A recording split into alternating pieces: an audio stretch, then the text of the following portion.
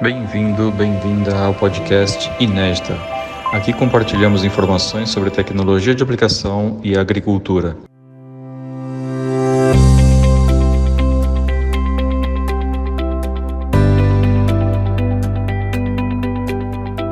Este podcast é para você, produtor, profissional, empresário, pesquisador e estudante que quer saber mais sobre tecnologia de aplicação para uma agricultura moderna, produtiva, eficiente, segura e sustentável. Inédita é um podcast serial.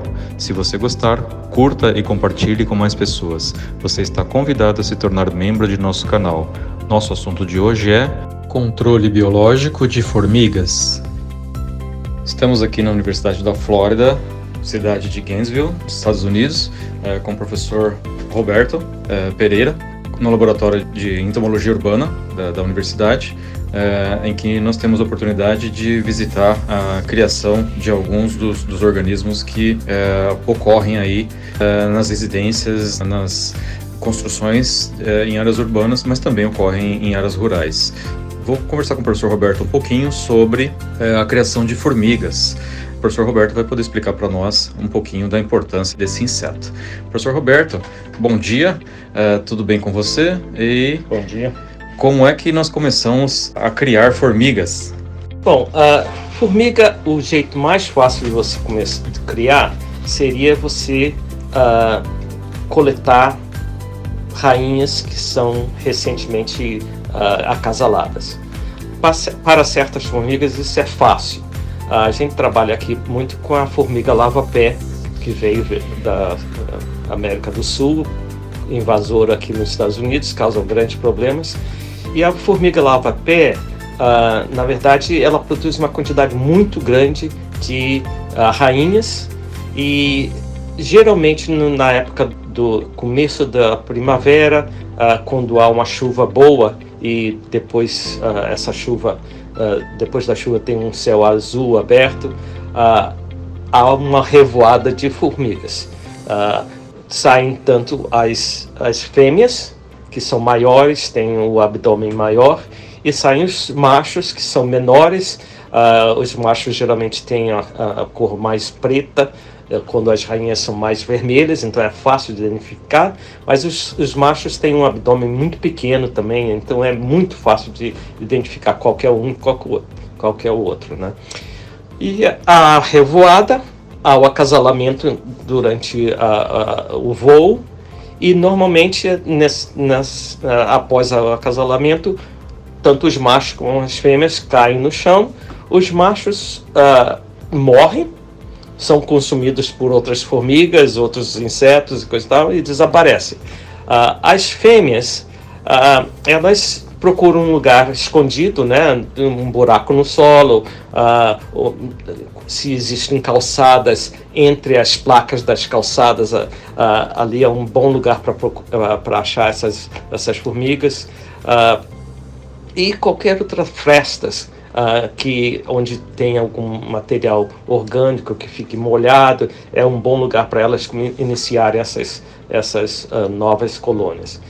Então, por exemplo, eu com minha esposa, que trabalhava aqui no laboratório também, na minha rua, a gente, num dia claro, depois de chuva, que a gente sai procurando, a gente vê algumas dessas formigas andando.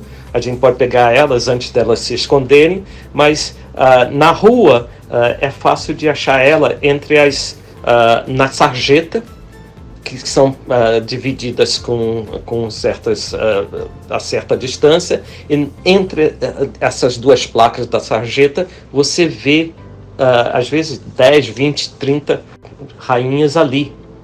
Porque elas em vez de, para elas se ajudarem e ter mais chance de sobreviver, elas começam, e geralmente os ninhos, com várias formigas, várias rainhas. Às vezes 2 ou 3, às vezes você acha 20 no mesmo lugar, tá? E aí você pode coletar essas rainhas, né, que você reconhece pelo abdômen bem estendido, e elas já não têm mais as asas, porque elas tiram as asas, jogam fora, e você pode pegar essas rainhas, embora elas começam os ninhos em grupos, elas também podem começar sozinhas. Então, o que a gente faz é coleta as rainhas, coloca num pequeno tubo de laboratório, né? Põe um algodão molhado no fundo, põe a rainha, depois põe um algodão molhado em cima para prender a rainha lá. E normalmente já coloca esses tubos no laboratório, pode cobrir para ficar meio escuro, porque normalmente as formigas estão começando esses ninhos no escuro, né, debaixo do solo, e deixa lá. Se houve realmente o acasalamento e as rainhas começam a produzir ovos, dentro de 2 semanas, 3 semanas, você vai ver ovos que estão postos nesses tubos. Aí nessa época você pode até pensar em mudar. Normalmente a gente começa as rainhas com os tubos em pé, e aí a gente deita os tubos para ser mais fácil dela montar um ninho.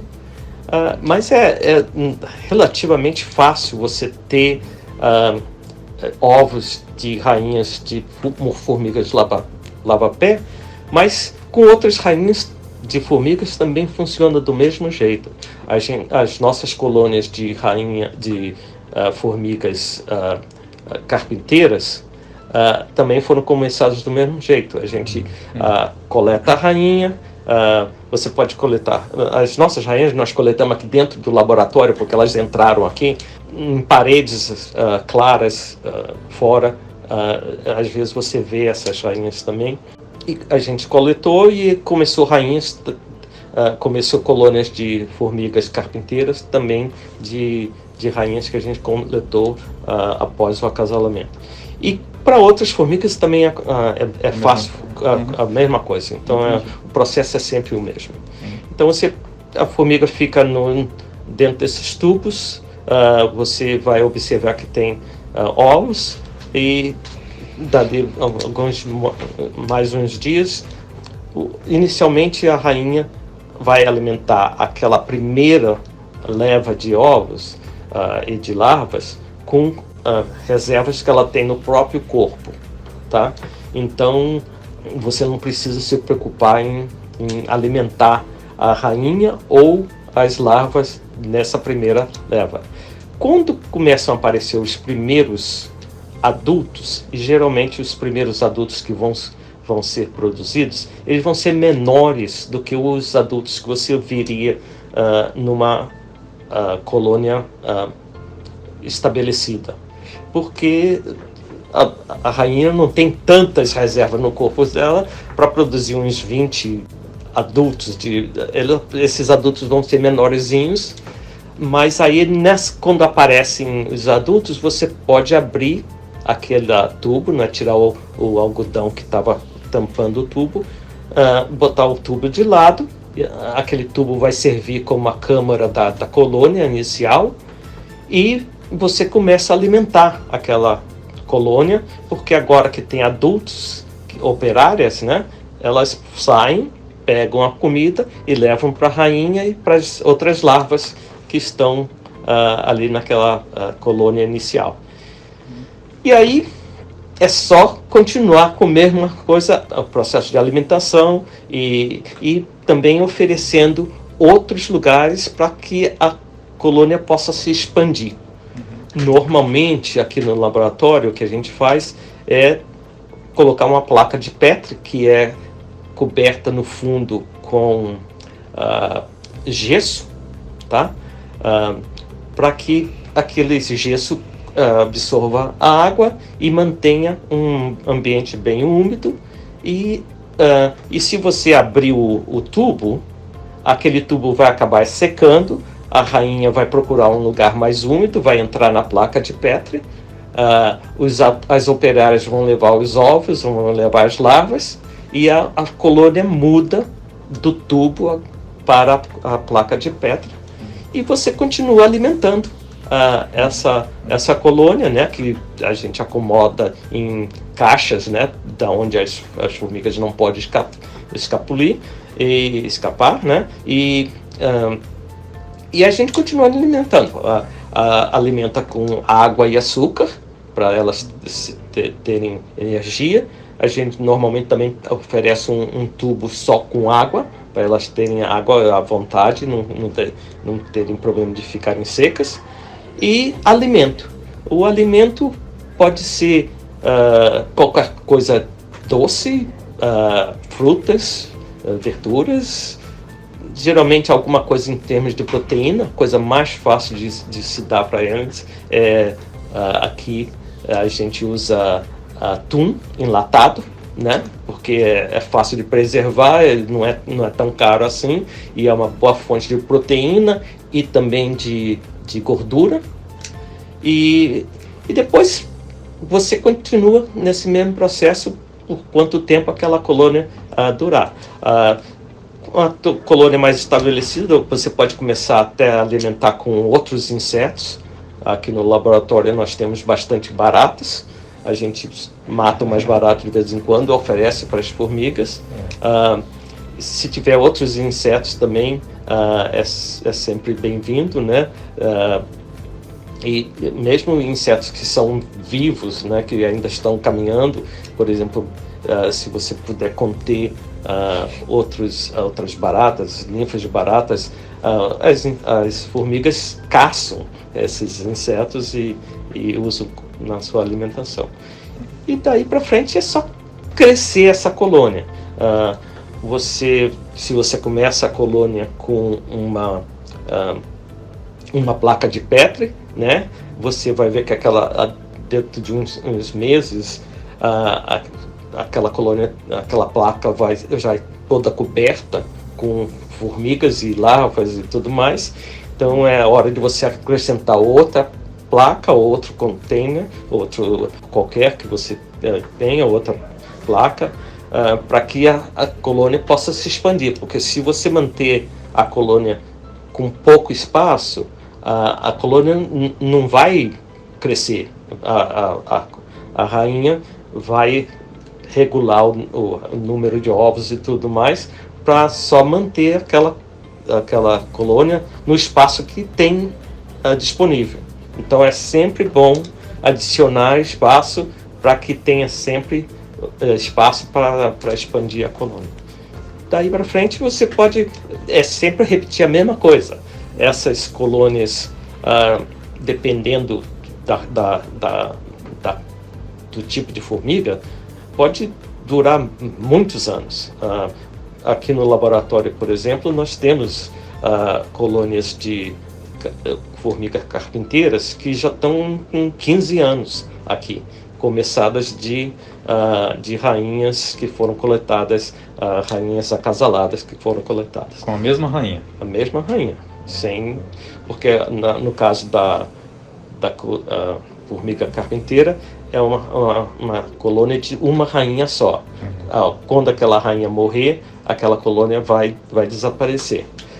No caso da formiga lava-pé, ela ocorre aqui nos Estados Unidos como formigueiros de uma só rainha e formigueiros de várias rainhas. Então, a formiga lava-pé, você pode já começar a colônia com mais de uma rainha. É mais fácil, às vezes, você começar várias com uma rainha só, e no laboratório, como elas estão protegidas, a rainha geralmente dura bastante tempo e a coroa pode ficar vários anos ali.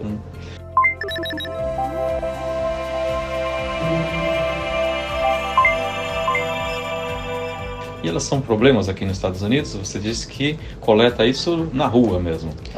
Causa problema para os americanos?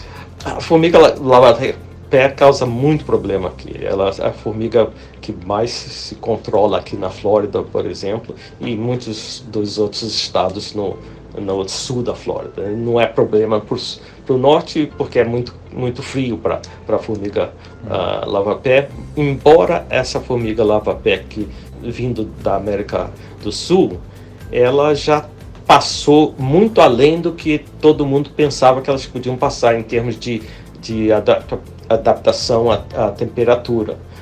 Essa formiga lava-pé já está na altura do sul do Kentucky, que é um estado onde elas estão há um inverno bastante rigoroso, inclusive com neve e condições de temperatura bem abaixo de zero.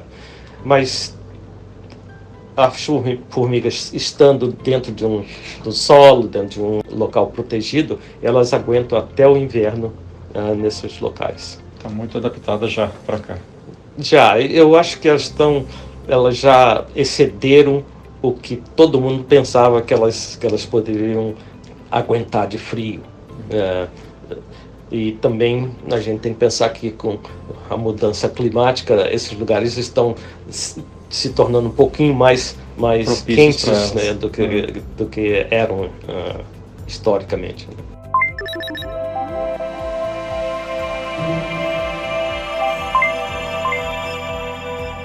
E é realizado o controle dessas formigas para cá? Como se faz o controle? O controle de formiga lava-pé e controle de formigas em geral o melhor método de se controlar formigas é com o uso de iscas. Por quê? Porque que você matar as formigas que estão andando fora do ninho não é suficiente, porque há muito mais formigas dentro do ninho do que fora do ninho. Então, se você matar formiga por vários dias fora do ninho, pode ser que você enfraqueça aquela colônia até um ponto que aquela colônia possa até morrer. Mas não é o método mais adequado. O bom é você usar isca, porque a isca para a formiga parece um alimento, mas aquele alimento contém um veneno que vai matar a formiga. E tanto mata a formiga adulta, mas mais importantemente, mata as larvas, porque aquela isca em forma de sólida é oferecida às larvas, então você mata as larvas, mata a próxima geração de formiga. E iscas também que são levadas ao formigueiro podem inclusive matar as rainhas, porque elas têm que ser alimentadas também. Então, o uso de isca é o que a gente recomenda para controle de formigas. Tem tido bons resultados aqui nos Estados Unidos?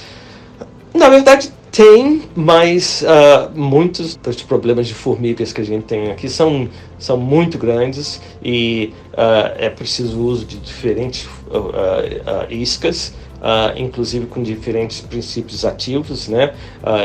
Existem princípios ativos que são controladores de crescimento de formigas, que causam as rainhas, causam que elas diminuam a produção de ovos e param de produzir ovos, o que é muito bom. Existem iscas que controlam o crescimento das larvas, e as larvas existem lá, mas depois não se tornam adultas. Importante também que isso debilita o formigueiro muito.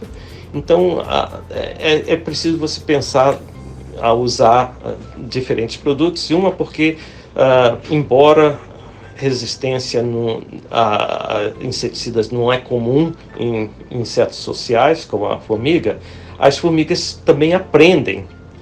Se elas levam uma isca que elas veem que está matando os elementos do